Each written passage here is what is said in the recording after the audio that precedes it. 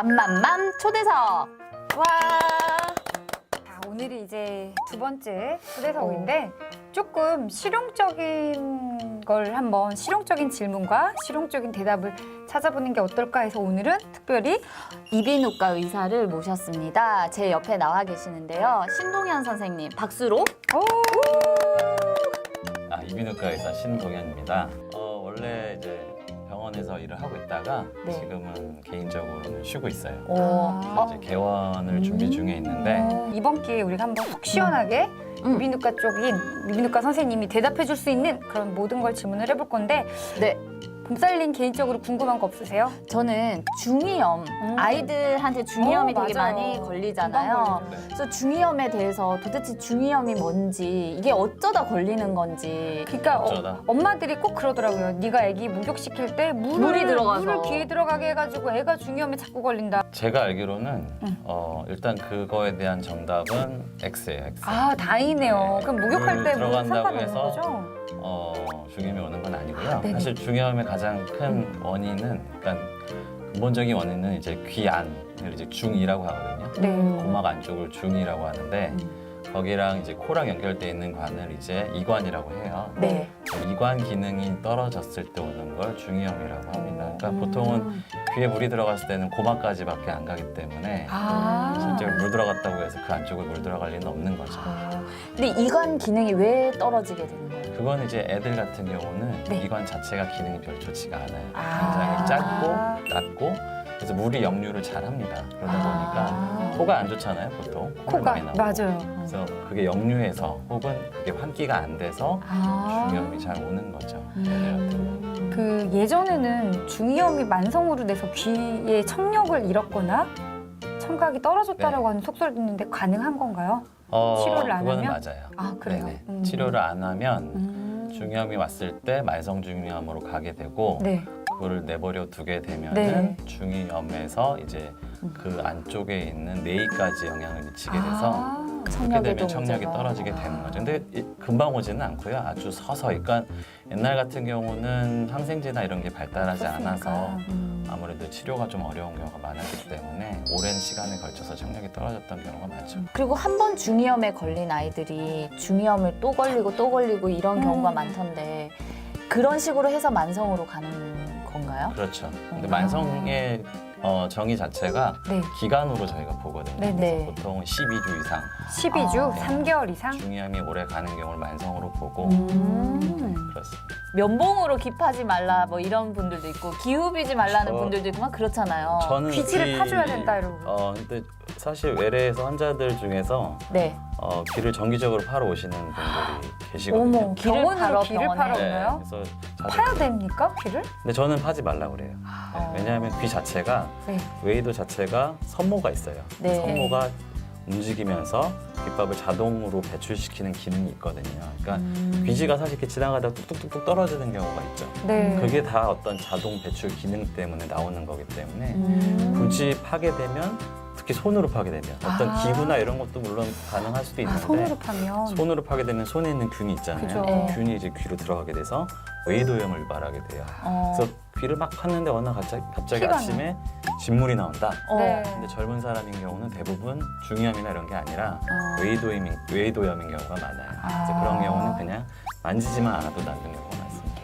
근데 제가 아는 사람은 귀를 안 파면 소리가 안 들린대요. 그거는 말이에요. 근데 그런 경우가 있을 수가 있어요, 사실은. 그래요? 왜냐하면 귀지 중에서도 이제 이구 전색이라고 하는 게 있어요. 어떤 거냐면 귀지가 아주 꽉 차서 웨이도를 꽉 차고 있는 상태 이구 전색이라고 그러니까 하는데 저절로 배출이 안 된 거죠? 그렇죠. 원래 돼야 되는데? 그렇죠. 근데 그런 경우에는 배출이 안 돼요. 꽉 막혀 있기 때문에. 근데 그런 경우는 병원에 와서 제거를 해줘야지 안 그러면은 계속 꽉 막혀 있기 때문에 보통 한 30 정도 데시벨 정도 청력 저하가 생겨요. 그러면 왜 사우나 가면 꼭 이렇게 면봉으로 이렇게 하잖아요. 그러니까 귀에 물이 들어가면 이거를 닦아줘야 됩니까? 아니면 그냥 귀에 물이 이렇게 들어가 있는 채로 둡니까? 그래서 아까 말씀드린 채로 물이 들어가 있다 네. 그러면은 일단 손으로 만지지 말고 사실 면봉으로 탑하는 것도 그렇게 좋지는 않아요. 그래서 기본적으로는 귀에 물이 들어갔으면 네. 터는 법 다들 아실 거예요. 그렇죠. 이렇게요? 점프 하는 거 한쪽 귀로 하고 털어서 귀가 막히는 느낌만 제거해주면 됩니다. 그리고 귓바퀴 쪽만 물기만 잘 닦아주시면 돼요. 귓바퀴 쪽이요? 입구 쪽까지 해서 근데 귀 안에를 파지는 마세요. 파지는 마세요. 그렇구나. 또 엄마들이 궁금해하는 게 콧물. 아우, 아니 애기들은 왜 이렇게 코를 질질지 정말 365일이면 300일은 코를 달고 살아요. 애들은 콧물이 왜 이렇게 많이 납니까? 사실 콧물이 많이 나는 건 아니에요, 실제로. 그래요? 애들 보면 이제 코 찔찔이 많잖아요. 많아요. 근데 애들은 코를 관리할 수 있는 능력이 떨어져서 그런 거예요. 아, 그러니까 실제로 해바람 흥도 잘 못하죠.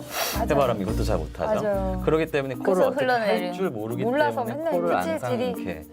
근데 사실 어른보다 애들이 뭐 코감기가 더 잘 온다 이런 건 아니에요. 아니에요. 네. 콧물이 흐른다. 근데 열이 나거나 네. 다른 증상은 없고 콧물만 흘러요. 콧물만 흐르게 되면은 보통 한 3일 정도까지는 보셔도 그냥요? 괜찮아요. 네. 그리고 이제 콧물의 색깔을 좀 봐야 돼요. 콧물이 누렇게 변하거나 약물 치료를 했는데도 더 악화되는 양상을 보인다. 그리고 전체 치료가 했음에도 불구하고 7일 이상 지속되는 경우에는 의사 방문해서 혹시나 축농증으로 이완되지는 않는지 확인을 해야 됩니다. 이런 콧물 감기에 노출이 안 되려면 네. 집안 환경을 어떻게 해주면 좋을까요? 가습기 사용에 대해서 얘기를 좀 해주세요. 감기 안 걸리게 하려면 가습기를 많이 쓰는 써야죠. 게 좋겠죠. 근데 그리고 건조하지 그것보다 않게. 감기 예방에는 잘 아시겠지만 손 씻기자. 손 씻기. 아, 그러면 네. 손 잘 씻기고 가습기요? 그렇죠. 가습기도 도움이 될 뿐이지 근데 그래요? 질병 자체를 예방해 주지는 않습니다. 습도 조절이 감기에 굉장히 중요한 역할을 그거는 하지 좋죠. 않을까요? 네네네. 그런 그러니까- 의미에서는 좋죠.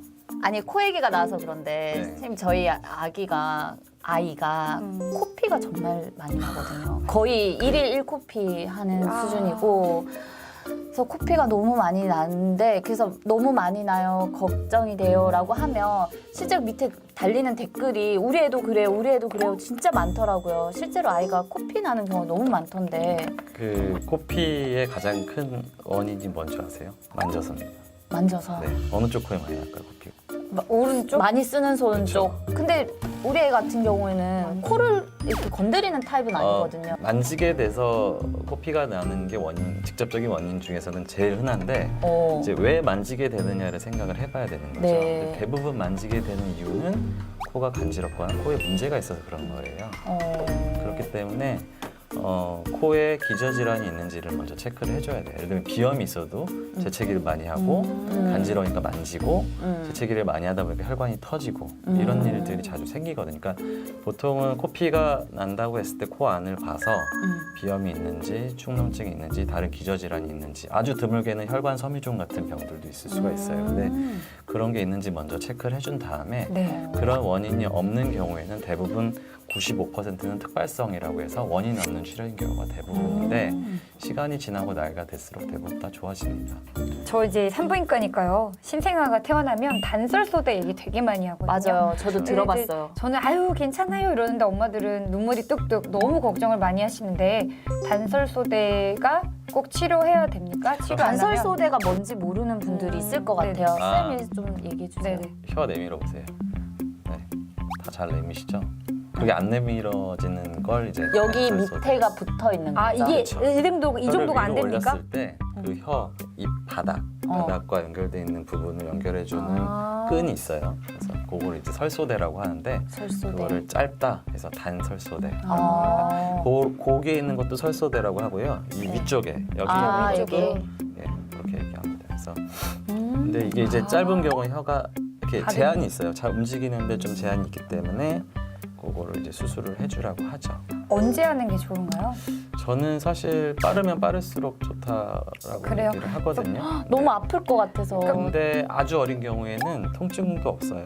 보통 아주 어렸을 때 하는 경우에는 그냥 마취 안 하고도 빠르게 진행할 수 있기 때문에 그런 경우는 그냥 빨리 해주는 게 좋습니다. 또 많이 궁금할 것이 비염. 비염, 알러지 비염을 갖고 있는 아이들도 많고. 그죠? 너무 많죠. 부분에 궁금한 대해서. 게 약을 안 먹고 네. 어차피 알러지니까 원천적으로 해결이 안 되잖아요. 네. 그냥 약을 안 먹고 버티는 분이 있고 알러지가 심해질 때마다 약을 먹는 분이 있어요.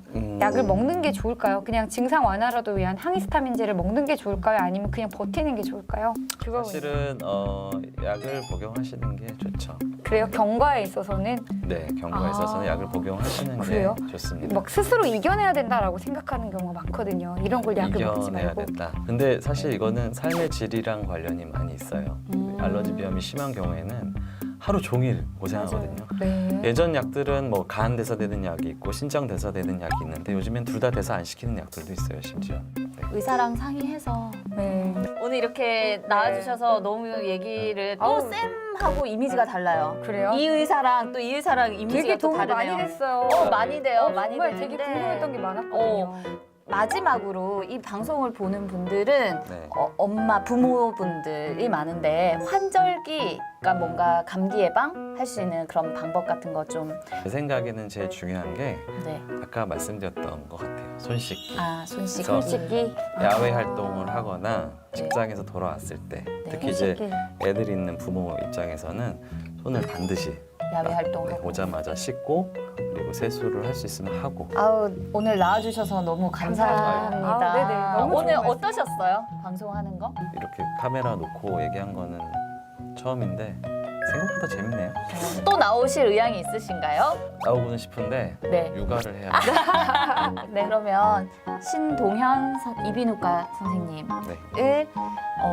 보내드리겠습니다. 보내드리겠습니다. 너무 감사합니다. 네. 선생님 다음에 뵐게요. 감사합니다. 네. 감사합니다.